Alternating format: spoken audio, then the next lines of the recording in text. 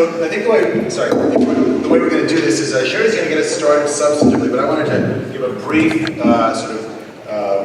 introduction. We've got a second microphone over here, so if there's feedback, I apologize for that. We'll try to work that out. And at some point, we're going to be bringing it around the audience. Maybe we'll ask Brandon to do that for us. But first, I just wanted to thank a few people. Bob, of course, for organizing this. I also want to give a special thanks to Daisy, who's been incredibly cooperative with it. We live with 3 dogs that we adopted from shelters, and they're wonderful dogs. But I can't imagine them putting up with being at a conference, much less being held most of the time. Any of them doing that. So I think she's the real star here. Also, thanks to everyone else who's involved in organizing this, bringing this out here. Special thanks to Gary Steiner and Gary Francione, who are the series editors of our next book. I guess it's our first book. Each of us has written other books, but this is our first book together, which will be forthcoming in Columbia University Press's series on animal ethics and so forth at some point in the near future. We finished it, but we haven't gotten it back yet from the press. But we'll talk more about that tomorrow in our presentation. But the book is called? The book is called Beating the Hearts, Abortion and Animal Rights. As somebody told me, you don't get enough flack just talking about animal rights, so it's important to introduce other subjects. Okay, Sherry's gonna get us started subsequently. Okay, thank you, Michael, and thank you for everybody here. So the first thing I want to say is that I really enjoy talking at places like this, and by that I don't mean hotels, but I mean places that are filled with vegans, with like-minded people who believe that animals are not here for us to use. I think in general that we are the minority, no matter, we might be minorities in a variety of ways, but we are certainly the minority in this respect. And there are discomforts that come of being in the minority. There are assumptions that surround us in our everyday lives that I think can really wear on us in ways that are not always obvious, but are difficult and painful nonetheless. So I'm just run one thing by you. If you're ever reading a novel, and if you enjoy reading novels, and you happen to get to the part where the family celebrates Thanksgiving, what are they going to be eating? Turkey. Yes, they'll be eating turkeys. They might even be eating this monstrosity known as turducken, where you combine 3 different animals together, and it's very funny. And if you're reading a book about neuroscience or science generally, what is going to be one of the questions will be, why is this species unique? And what species is that? Yes. So we'll always be hearing about that. I cannot remember. I like to read these sort of neuroscience books just for fun sometimes. And I cannot remember one that did not come out with this sort of, why are humans unique, or how are humans unique? This is what makes us unique. And it almost always points to some quality that we share with other animals anyway. So it's not only hubris, it's completely unjustified hubris. And if there are children in a book, what do they need to be drinking a lot of? Yes, milk, of course, cow's milk for their calcium. And if there happens to be an animal rights activist in the novel that we are reading, and it's rare, and I'm always excited, although I know it's coming. I'm still excited to see this character. And so what is this person going to be like? Crazy. Yes, crazy, violent. Yeah, I read a book by an author I generally like. I guess this doesn't count as defamation because it's true. But I generally like this author, Chris Bajalian, but he wrote this one book where there's this vegan character who brings over these muffins to a new family that's moved into the neighborhood. And of course the muffins taste terrible because there can't be anything delicious in a vegan muffin. And so that was what I expected. What I didn't expect, that it would turn out that this character, and it's spoiler alert I guess, but this character turns out to be a witch who stays young by drinking the blood of children. So I was really surprised because I really thought the blood libel was something, that I, as a Jew, that I could enjoy just in that one capacity. And here I found that I could really expand my enjoyment of the blood libel to being as a vegan as well. So that was a diversification of the blood libel. That was really quite shocking. So this particular animal rights activist, and she made an exception for human babies. Okay, so all of these things, I think, all of these assumptions about us and about the world and about the facts and about animals can make it very lonely and difficult sometimes because we'll be in the middle of enjoying a conversation or a book or an event, and suddenly someone will say that thing and you feel like going, meow, meow, right? It's like, great, they said it, and if there's another vegan in the room, if you're lucky enough, you can look at them and they'll be like, yeah, I heard that. And that's always a good moment. So there's this unspoken foundation that I think is very much connected to the questions that people ask vegans and to what makes them tough, which is people ask vegans questions and they stand on a foundation of the normalcy of consuming animals and animal products. And that's where the questions come from. And they give the questions a power that they otherwise would not have. So that if a little child came over to us and said, I need to have protein, what should I eat? We wouldn't feel some of the ways that we might otherwise feel when we confront questions because of this enormous tsunami of unwarranted and unjust assumptions that I think really ground a lot of the questions that we get. So how many of you have ever been asked tough questions about veganism by people who aren't vegan? Okay, so it's pretty common, right? Especially when you first decide that you want to become vegan. I know there are some of you who've become vegan recently, and I congratulate you on that. And that's that initially people start with the questions, and when you get such questions, how do you feel really fantastic, like, yay? No, you don't, right? Even though in a sense, you might expect you would feel great because you're going to get a question and you can answer the question, but we don't feel great. And the reason I think that we often don't feel great is a phenomenon that Claude Steele described, Claude Steele from Stanford, as stereotype threat. And I don't know how many of you are familiar with this idea of stereotype threat. You don't have to be, it's not like embarrassing not to be. There will be a quiz, though. Yes. So stereotype threat is something that happens when some aspect of our identity becomes salient, and that aspect of our identity is a part of it that is stigmatized in some way. And when that part of our identity becomes salient, we feel threatened. And what studies have found is that we sometimes confirm the stereotype, the very stereotype that we're worried about confirming, when our stereotype becomes salient. So to give an example, when women are given a very, very challenging math test at the edge of their abilities, so not something that's straightforward, but something that's the very edge of their abilities, and they're surrounded by photographs of great men, or they're in a room where there are almost no women and other women in the room, they perform less well. And interestingly, when white men are in a math exam like this and they're surrounded with images of Asian men and they're the only white men in the room, they perform less well. And they did this kind of study where they would emphasize to people in the demographic questions before the test. They had women who were both Asian and women, and so the math could go either way.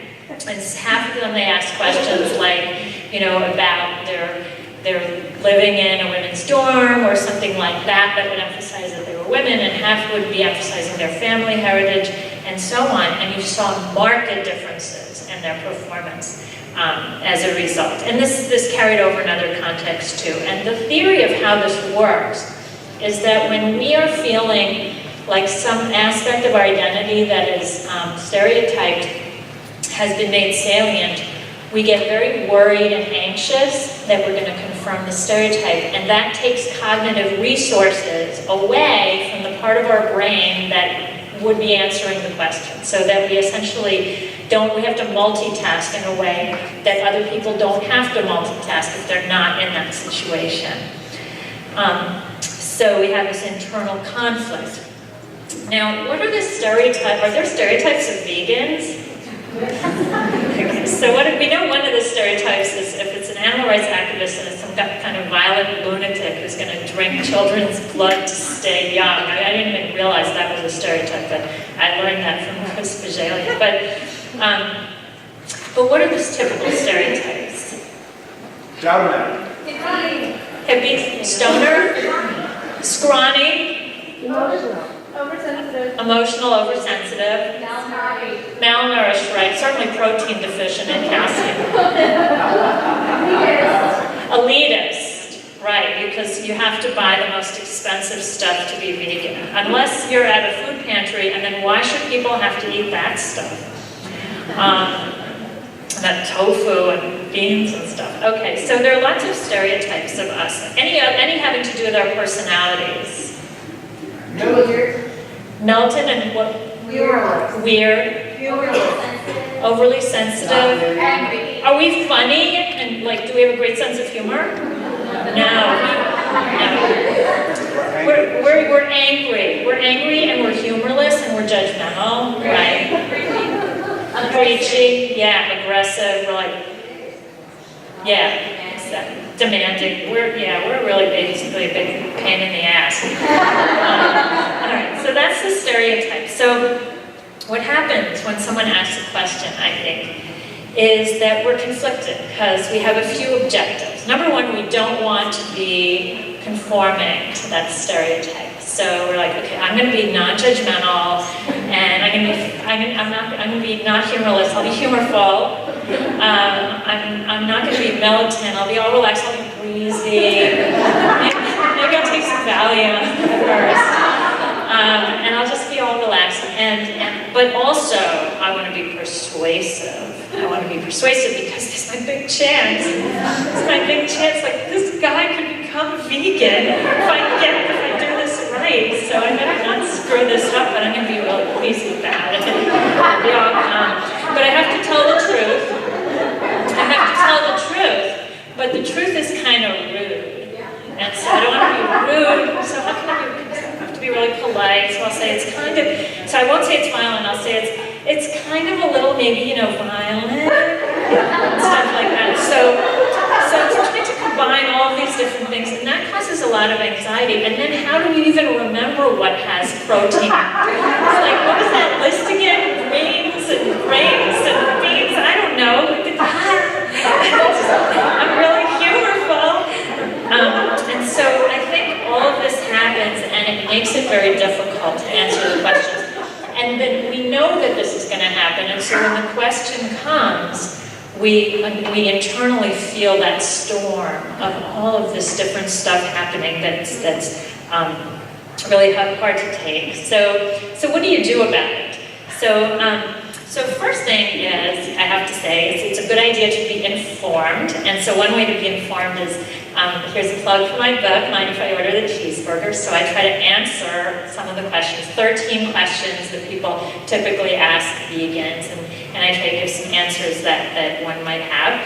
But I think beyond knowing the answers, because I think that too much emphasis is sometimes placed on knowing the correct answer. Like people ask a question, they're not always looking for the correct answer. They have different objectives, different sort of agendas going on. So I think it's really important to connect with the person asking the question and find out what's behind the question.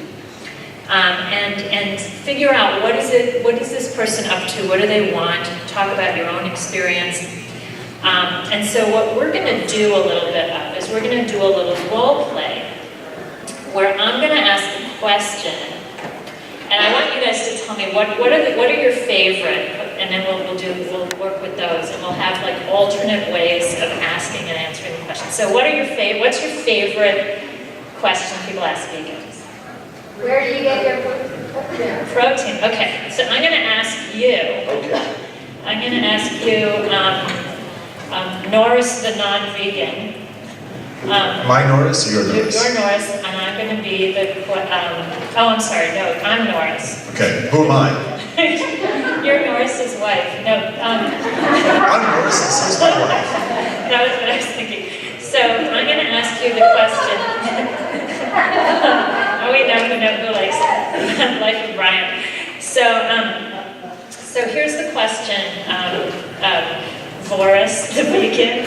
I can be Boris, that's actually a name. Oh, okay. Okay. So where do you get your protein?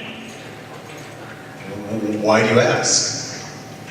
Well, I mean, because you need meat and, to get protein, and like, you look like you eat, but I don't know if you have protein. Maybe you're just carb.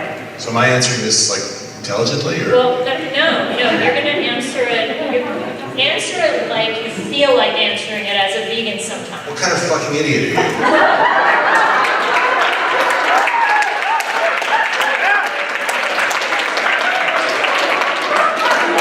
That's what's going on in my head. So that's really great. I'm not suggesting that anybody say that. Okay, so if somebody says to you, where do you get your protein? And you say, I'm going to quote Michael Dorf or Boris, what kind of fucking idiot are you? That would be a mistake. But internally, it's really useful, I think, to acknowledge to yourself that you're thinking that, right? Like, oh my God, here we go. Checking in with yourself is important because you're going to have feelings, and once you acknowledge them, it's somebody has acknowledged your feelings. It may not be Boris, but it's you, and that's worth a lot. I recently have become a mediator, and one of the things that's really valuable is for people to be heard, even if it's by themselves or by some stranger. So you check in with yourself, and you take a breath and you remind yourself that you are not in charge of changing this other person, even though you'd like them to change. Of course you'd like them to change. You want the world to change, to become a nonviolent world where animals don't have to be afraid of a knife. Of course. But you are in charge of you and not of them. And they cannot make you responsible for the choices that they make. So here's your chance then to share valuable information. So the person asked the question, so I'll ask again, where do you get your protein? And remember, he asked a very important response before he swore at me. And he asked why I asked, and that is really important. Because sometimes you'll find out right away, oh, I'm asking because, vegans are so weird. And then you know that maybe this isn't a conversation worth having. Like I had a colleague who asked me a question. I'm not going to name the colleague. I know you were going to say don't name him, her or her. Well, I'm the one who swore first. Yeah, that's true. So this colleague said to me, I have a dilemma for you, Sherry. And I knew it was going to have to do with animals, of course. And so he said, this bat, it was a baby bat, flew into my house this weekend. And so I called animal control, and they said to capture the bat, bring the bat in, and so that they could kill the bat and take out the brain and see whether it had rabies in case the bat would expose my daughter. So I said, well, I'm sorry to hear that. And he said, well, I just want to know what you would have done in a situation, because I felt kind of bad. He felt kind of bad, or she. Felt kind of bad. So I said, well, I think you raise a very interesting question. I said, what I would do, if you want to know what I would do, is I would just get my kids rabies vaccines and leave the bat alone, because that way we all know we're protected and the bat gets to live. But I said it's an interesting question, because there's a kind of a self-defense situation, but not really self-defense. So it raises some of the questions that the sort of ticking time bomb scenario and terrorism, hypothetical cases, this is stuff we academics talk about, raised. So I thought it was really interesting. And he said to me, oh, I wasn't interested in any of that. I just wanted to know whether you cared more about your daughter or some bat. So sometimes that's who you're talking to, right? You're talking to somebody who really couldn't care less, is not interested. And you can say, you know what, I would someday love to answer your questions, but I feel like maybe you're not that interested. So, and I don't want to get into a match with you. That's not useful to me or to you. So it's an okay thing to decline to get into it. And I think that's really useful to remember on Facebook. And you know what I'm talking about, right? Because you'll post something completely innocuous, and then somebody will have something to say in the comments about it. And you sort of, should I answer them? Should I defriend them? Should I defollow them? There are all these options. And, I think it's useful to know that you don't always have to engage. You can sometimes not engage. I think I posted something about Bill and Lou, the two oxen. Do people know the story about the two oxen in Green Mountain College and the whole fight? Sorry? We're in Vermont. Oh, okay, so you know about Bill and Lou. So I just posted something about Bill and Lou, and I thought it was really quite benign. I didn't think I would have. And somebody wrote, "Isn't it ironic?" And I knew anything that begins "isn't it ironic" is either a song about something that isn't ironic, or it's going to be provocative. So it was the latter. So the person said, "Isn't it ironic that if it were up to you and the world were vegan, Bill and Lou would never have existed?" And I was just like, whoa, that is so ironic, man. So what I said was, I did actually answer, although I think it was a perfectly reasonable option not to answer. What I said was, you know what, I would like to have a world without rape also, but I would still welcome the people who are now in the world whose mothers were raped and they nonetheless chose to give birth to them, who are in the world. I would still welcome those children into the human community, the children of rape. I would not think it would be okay to slaughter them, for example, just because I want a world without rape. So no, I don't think it's ironic. Anyway, but that's, whether that convinced him, I don't know, I don't think so. Some people wrote, interesting, you get all these comments, whatever, and then somebody wrote, I can hardly wait to have my chicken dinner. There's always something like that. So anyway, so not engaging is one option. But another option is to really connect with them. And so now we're going to model that. Excellent. Am I still Boris? You're now Boris the Reformed. So Boris was the vegan in the last scenario. Yes, but the angry. I'm now gentle Boris. You're gentle Boris. Gentle Boris coming soon. Yes, right. So okay. So where do you get your protein? I'm so glad you asked that, because it turns out Americans get too much protein. We're practically choking on protein. If you just ate the vegan elements of the foods you eat, you would be getting enough protein. And all the other calories you eat, because you're probably getting too many calories too. Hey. Sorry. I guess I wasn't that gentle. I didn't mean you. I meant Americans. You mean there's protein in, broccoli? Yes, broccoli is an excellent source of protein. Beans, nuts, legumes, they've all got great protein, but even green vegetables have the right amount of protein for you. Wow. Where do you think gorillas get their protein? Not from me. That's for sure.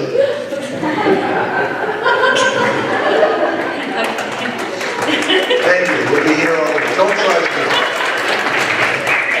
So now one of the things that I think what you saw Boris/Michael modeling here was as if. So sometimes even when somebody asks you a question and you suspect that the question is meant to bait you and make you mad and basically just let you trot out your thing, you can decide. You can decide not to engage, but you could also decide, I'm going to act as if that question were asked in good faith. I'm going to pretend / honor the question. I'm going to say that was a really good question. And, a lot of people, you might say, before I became vegan, I really didn't know that about, I thought you had to combine, this is true actually, I thought you had to combine proteins. I think that book, Diet First Small Planet said stuff about combining, and people used to think that it was really complicated. So I used to think it was really complicated to get everything you needed. And it turns out that's not true. And as he was explaining this to me, I felt myself getting less defensive, even though it was fictional, but the way he was talking to me was respectful and responded to curiosity that I may or may not have felt. So one of the ways in which you can bring somebody around to listening to you is by listening to them and by acting as if they're behaving like a mensch, even if they're behaving like an asshole sometimes, right? So that can be a very useful tool as well. So now should we... Can we just wait one thing? So I just want to add one thing to that, and then we'll do our audience participation portion of the program. So what Sherry just said, I think, is subject to being misunderstood as compromise, right? So at no point, I think, is either of us saying, you should say to someone who's asked you this, who then says, because I've been eating a little less red meat lately. I'm mostly getting my protein from eggs and fish. And that's good, right? Right. So the answer to that is still going to be no. That's not good. I mean, but there are ways to do. But for us, what we're saying is it's all about tone. It's not about content. Right? The idea is we are not saying that one should soft pedal or in any way undermine the sort of straight out radical vegan message, right? Which is you don't eat any of this stuff and it's immoral to do it. It's just a way of hating the sin, not the sinner, as a way of reaching people. Okay. Yes, exactly. And I would absolutely agree with that. And so if somebody says, I'm eating only humane animal products or some such crap, then then you can say that you can disengage. I'll tell you a story about disengaging. Can I tell this story? It's your microphone. Okay. The reason I'm asking it. Okay. So Michael. Wait, what story are you going to tell? Michael and I were invited to an official function. Oh, that's okay. At an official law school function. Don't say any more about where it was. I do have some judgment. So, appearances to the contrary. So we went to this function, and we were served dinner, and it was a small group. So there were vegan options, and they were presented to us. And the person who was presenting it to us kept on seemingly to be hostile about it. Like I would say, "Oh, what's this sprinkled on here?" And she would say, "It's breadcrumbs." And it was always sort of like, yeah, and she said, because of you, there's coconut oil in the dessert instead of butter. There's all this sort of stuff, like because of you, life ain't half as good. So they came a point at one point where it turned out this woman works at a place, and I said... Owns. Owns. Oh, does she own it? I don't know. No, she works there. She's a butcher. I believe she works there, and being a butcher there would mean she works there, so let's agree to agree. So she says that she works at this place, and it's called The Piggery. And it's one of these local, organic... Not pig sanctuary. No, not a pig sanctuary, although you'd think it was a sanctuary from some of their ads. They have footage of them playing with the pigs and stuff, and then they show the pork chops, and that's how you know it's not a sanctuary. And a little clue there. So she says, well, those of you who have mushrooms on your plates right now are enjoying mushrooms with whatever, that was us. And those of you who have pork chops have chops from the piggery, where the animals have had a terrific life, a happy life, and where they're happy at slaughter. Now, this, I have to say, was the first time I ever heard anyone talk about animals being slaughtered as a positive thing while serving animals. So I didn't know whether this was progress or I had entered some kind of a twilight zone. But it was clearly sort of directed at us, happy at slaughter. And I almost said, yeah, everyone is really happy at slaughter. That's just a happy time. But I didn't say that. But I was just sitting there. And then somebody at the table said, oh, oh, you know, this piggery, it's such an amazing kind of thing where the animals are treated well, but then you get this food and it's even better. Can you tell us more about it? So this woman stands up in front of the room the way I'm standing in front of you now and begins to hold forth.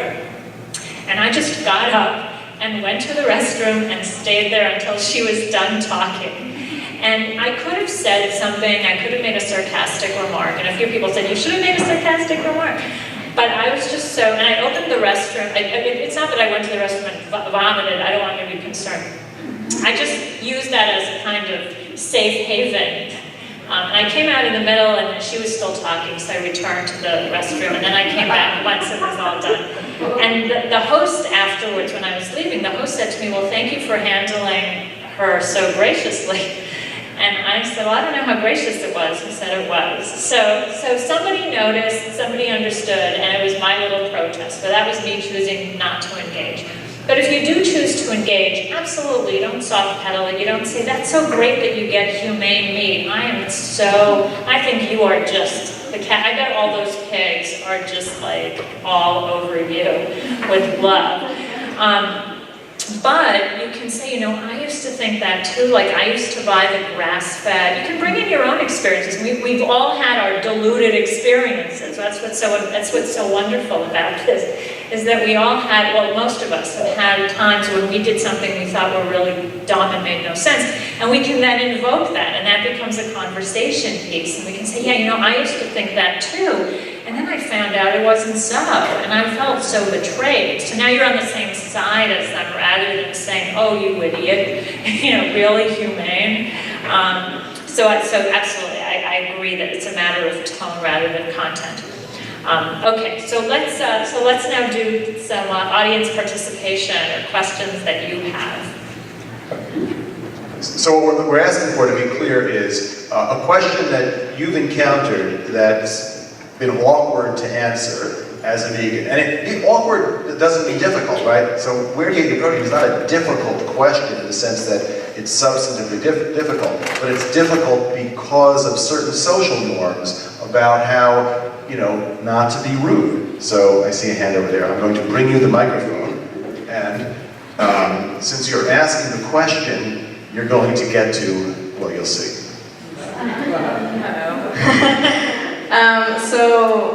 I'm a really big advocate of veganism, and I don't sugarcoat it. I'm like, hey, I'm vegan. That's why I've got great skin. And you do. Thank you. So the hardest question I get asked, and I've converted, it sounds weird saying convert, but I've converted a couple people to veganism. But I've had a really hard time with certain friends that say, I was vegetarian, I was even vegan for a while, and then I went back to eating meat, and I'm like, what? How? Okay? And I don't know what to say. Okay, so here's the surprise part of the program. How do you answer that? Well, I usually answer with, were you getting enough omegas? Or I go on like the nutrient thing. And how does that work out for you? It doesn't work. They're just like, no, I tried everything. I swear. I went to a doctor. I'm like, well, does your doctor promote meat? Right. So this is a really hard thing, right? Because you're being confronted with somebody else's subjective experience, right? And you can't say to them, at least you can't truthfully say to them, you're lying, right? You are mistaken about your own subjective experience. I mean, people are sometimes mistaken about their own subjective experience. My mother, for 20 years, believed she was allergic to all sorts of foods. Turns out she was just crazy. I mean, it wasn't like she was allergic to animal foods in particular. Anyway, it's another story entirely. But you can't, right, what you don't want to do is invalidate this person's experience, right? So one way to handle that kind of a question, I think, is to express sympathy, but also give them a different story, right? So, wow, that must have been so hard for you. And I'm really surprised because I know lots and lots of people, including me, who've gone vegan, and you know, I can say, so now I'm actually talking to me in a second, my own voice, right? There was a kind of breakthrough period, right? So for the first 6 months, I still thought I missed cheese or something like that. And then I just knew what I was doing and it got to be easy. I'm really curious why your experience would be different, because human beings are all the same species. It's not as though, I mean, right, there are sort of like weird views out there that say that, well, some people need more this or yin or yang or this or the other thing, right? But it's pseudoscience, right? We all have basically the same biological requirements. There are some people who may have sensitivities to certain things, right? But so, you know, basically to try to point out that this seems odd without invalidating their experience is very good. Yeah, I think that's really good. I mean, I think it's great that you were trying to help them figure out what went wrong, because that's premised on the idea that they wanted to be vegan, which they said, and they were having a hard time doing that. And so you were asking them about the various things that they might, and that their answer could have been, oh yeah, I didn't get that, I wasn't getting my omegas, or I wasn't eating enough beans, or I wasn't eating enough food, which is often the case. Sometimes it's useful to find out whether they just decided they don't want to do this anymore, because of course that's often, unfortunately, what happens. And so you can say, wow, what decided it for you? And sometimes they'll say, well, my boyfriend, da da da da da. And then that might be the reason. And you can say, well, that must be hard when you're in a couple, and one of you is vegan and the other one is vegan and is not vegan, and so that must be tough. And give them a chance to talk about it. And who knows, they may end up surfacing some issue that you couldn't possibly have anticipated. But what's tough is, I think the experience, and you may experience it this way, is oh no, I have to get them back. Right? Yeah, like that's the feeling, like, okay, so they've strayed and they've come to me, and here's my big chance. I had a student in my animal rights, I teach an animal rights class, and I had a student, and we were going around the room, people talking about why they're taking the course, and he raised his hand and he says, this is my last semester here, here's your chance. And I felt like, oh no, my chance. I don't want a chance. But I think that sometimes that can blind us a little bit if we're thinking like, now it's my big chance. Keep the focus on them. Like they're saying this, so how did that happen? So why did that happen? And wow, that must have been tough. And they might say, yeah, it really was tough because I really cared about animals and I still do. And that doesn't mean they're going to now say, I guess I'll be vegan. It's not like a cartoon where it ends with the perfect end. But maybe they think about it some more. And maybe they do say, well, I was feeling kind of, whatever symptoms of not having enough omega. My thinking was getting foggy. And you might say, maybe you weren't getting your omegas. Did you have walnuts or whatever? Or maybe you weren't so smart to begin with. Right, that's always a winner. People love to hear that. But sometimes it has to do with kind of trying to shift the focus from yourself, because I think we can feel so much put on the spot that we forget that they've just told us something. Maybe they're seeking absolution, which we're not going to give. We know that in advance. People will say, well, I do eat some meat. I had a lot of meat last week. Do people do this too? They tell you about oh, you're vegan. So I had a lot over the holidays. So it's like, well, why are you telling me this? But they do that. So you're not going to give them absolution, but maybe they actually don't feel good about it, and they figure you're somebody who might support their not feeling good about it. So, maybe just give them that space, and that could help, maybe. But by the way, one thing that's worth asking in these situations is, why did you become vegan in the first place, right? So sometimes, this is something that I think that we see a lot with celebrities who are vegan for a while, and then they aren't. So there's a certain, right, some people do things because it's a fad. They may have been doing it because they thought it was a good way to lose weight, and they lost the weight, and now they've heard that the paleo diet is a good way to lose the weight, right? So, if they say something like that, right, you can argue with them, but I think the more promising case is the person who said, well, I read Introduction to Animal Rights, and I was really persuaded that it was immoral to do these other, right? they're probably not going to say that even if it was true, right? Because once they say that, then it's like, really? So you felt a little lightheaded occasionally, and that justifies murder? Because that doesn't make any sense. So, and because what they might need then is to remember why they were doing it in the first place, and they'll sort of work a little bit harder on it. Okay, other questions? Yes, we're going to send the mic. Brandon is going to bring the microphone back to the gentleman back there, and then to this. Oh, how about to this young lady since you're right there? I just want to add to what she said because... Wait, why don't we find out her name? That's Rachel. Misty.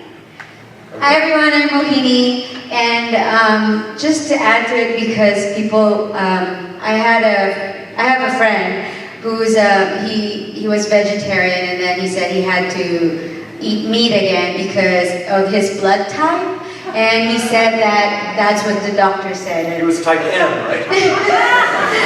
And I didn't really know what to say because it's what the doctor ordered, so I just said that for me it's about my love for animals, and he said he wasn't feeling good and he had to, for some reason, like he had to function, and the only way for him to function would be to eat meat. So, yeah, blood type.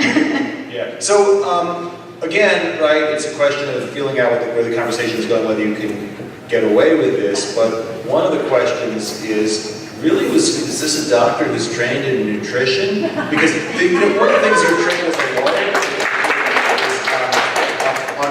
is if you're cross-examining a witness, you should never ask a question either that you don't know the answer to, or the sort of stricter version of that is to which the answer can hurt your case, right? So here's a question that you can't hurt your case because you know the answer. Is the doctor trained in nutrition? The answer is almost certainly no, unless the doctor also went to nutrition school in addition to medical school, right? So doctors just say these things because, I'm a doctor, I should know about human health. I eat meat, therefore eating meat must be necessary, right? It's not based on any studies or anything like that. So, but people, trust in their doctors, and so it's hard because, right, like, I don't know, I'm not trained in nutrition either, except that I know more about nutrition than doctors because, I've read about it. So you do, I think that is a problem. People will invoke authority.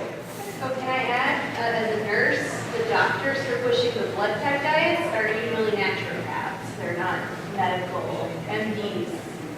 The MDs know nothing about the blood type diet. Is there any science behind the blood type? Science. No, yes.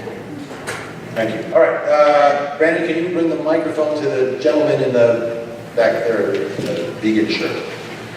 I assume everybody's shirts are vegan in the sense that they're not wearing wool or anything, but it says... Or a meat dress. My name is Philip Wallen.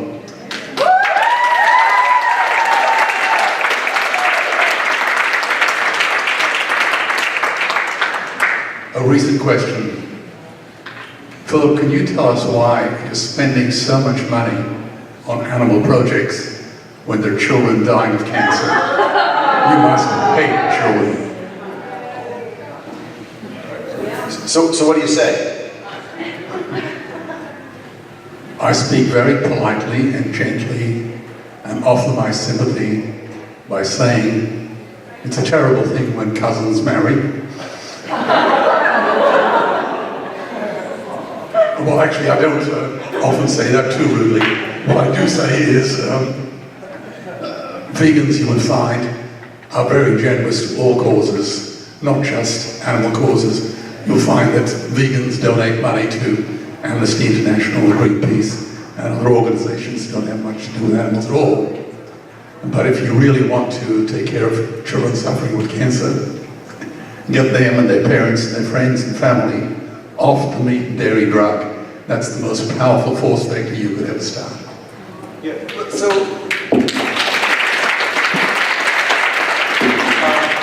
one of the things we've been doing with our kids since they were little, when we could get away with it, is, since those of you who have kids or know people with kids, they just accumulate crap. And it's not good for them, it's not good for anybody.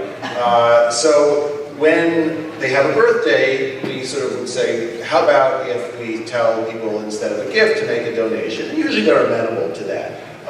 And we like, for their vegan friends, we recommend a donation to an animal sanctuary or a local shelter or something like that. But what we tend to want to try to do for their non-vegan friends is we recommend donations to organizations that provide vegan food to children around the world who are hungry, on the theory that, for two reasons. One, for many reasons. One of which is it's good for the children. Another is it's good for the animals who are not being used to feed these children. But a third is then they have to go to the website of the organization, which is going to explain to them how helping animals is also in the interests of people, especially people who are in the greatest need of help. And one of the things I'd add to that, Philip, is that I think it's interesting that people even pose that challenge to you because it's so disrespectful. If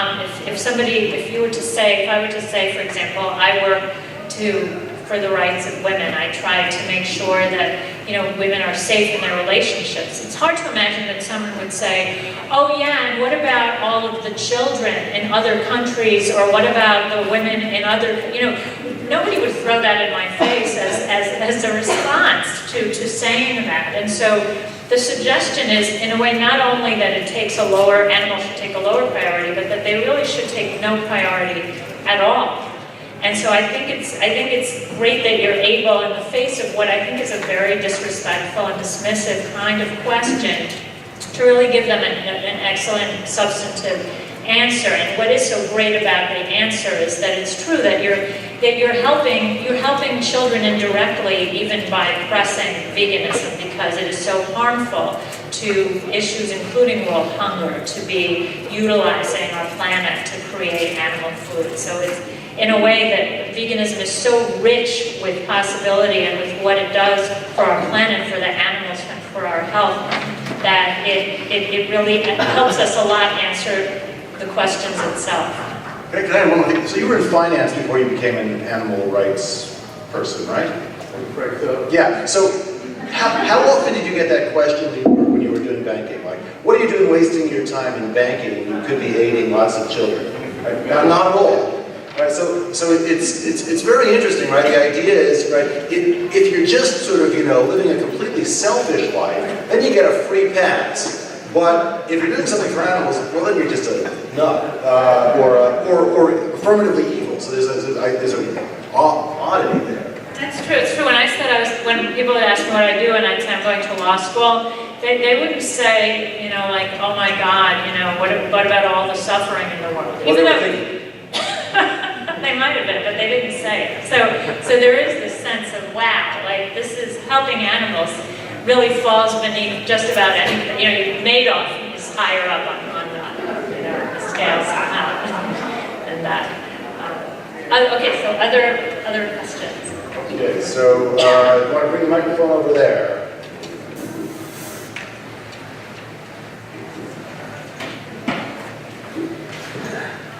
Hi, my name is Kaylee. I have a 6-year-old daughter, and we eat vegan at my house.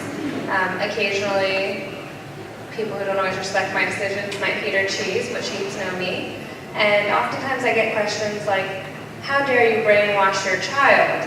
Or she's not going to grow up to be healthy. And so I really struggle with not being defensive in that. First off, who are you to criticize my parenting skills? Because I feel that's a skill. But second off, I think it comes from the misconception that children can't think independently.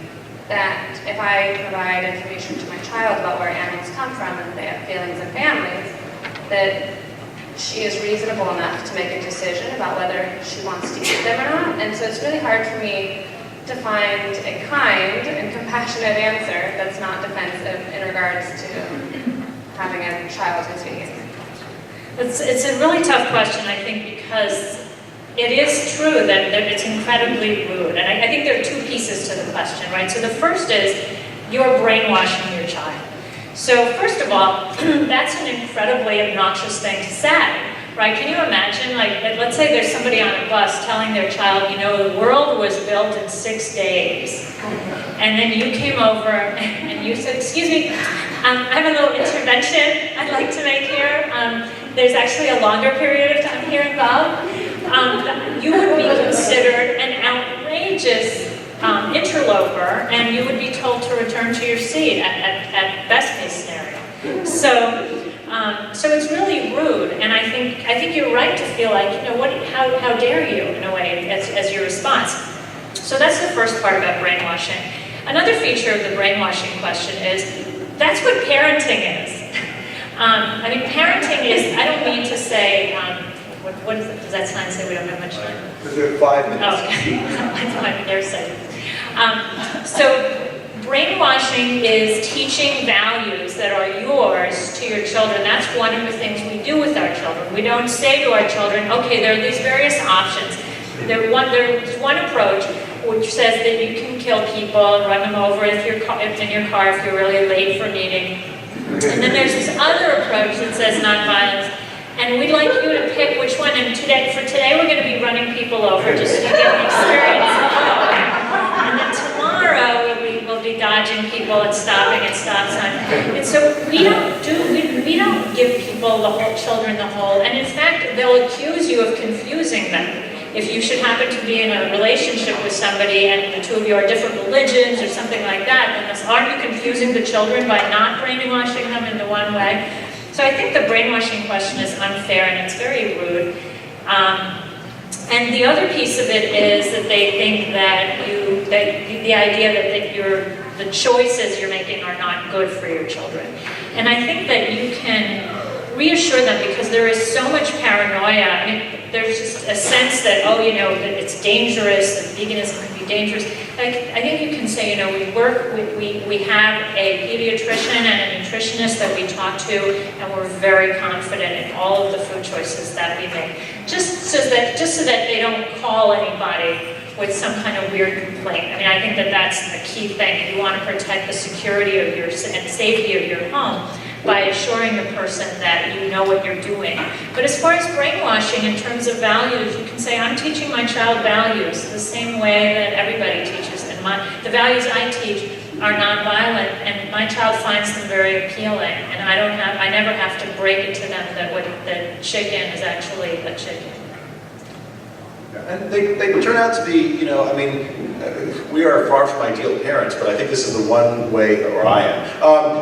One way in which I think we take a lot of pride is that our kids who are 13 and going on 11 have been vegan, you know, since we became vegan, which was what, 8 or 9 years ago, and they, you know, they own it, and I mean. Even beginning at 6, they did, and you know we used to worry, like, I mean they still haven't hit those even more rebellious years, so it's possible that they'll do something. But we used to worry, well, like we would go to these programs, people talk about giving their kids their food choices, and you know how it's important to give your kids their food choices. And we would then talk about it like privately. It was like, we're not giving them any choices. We're not giving them a choice to be racist or sexist or homophobic. We're not giving them a choice to be speciesist either. It's true that in all of those circumstances, with respect to all of those, right, if they end up doing that within the limits of the law, once they're adults and on their own, we can't stop them. But that doesn't mean we're going to, you know, condone it or even allow it while, you know, they're minors.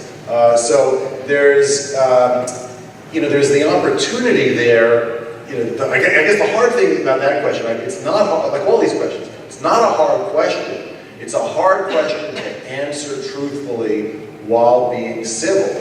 And at the end of the day, you know, it's useful to be civil, but it's also useful to tell the truth. Last question. You don't need mine. Just shout it out. Well, you might have to ask, I don't know if I'm in the format, but my sister actually did exactly that to me, and she said, I love animals while she's eating pork. I love animals. And so she's giving me the option that we've been talking about. She hasn't even asked me a question. She is not asking me the question that I'm dying for her to ask me. How do you deal with a family member, a loved one, with whom you have such a the lifetime history, how can you do that? Well, so we're not experts on this. I mean, we have the same struggle as everyone else does. A lot of it depends on the nature of your relationship with that sibling or parent or cousin or whoever it is. And, you know, one thing that a vegan friend of ours said when we were describing the difficult situation we had, exactly like this, which we've had with some relatives and not with others, was he said, you know, it sounds like the issue there is not that you're vegan and she's not, but your relationship. Right? So that if you have the kind of relationship where you can say, you know, I love animals too, and that's why I'm vegan, then you can say that. If you can't, it's not because you're vegan and she's not. All right, I think we're out of time. So thank you all very much.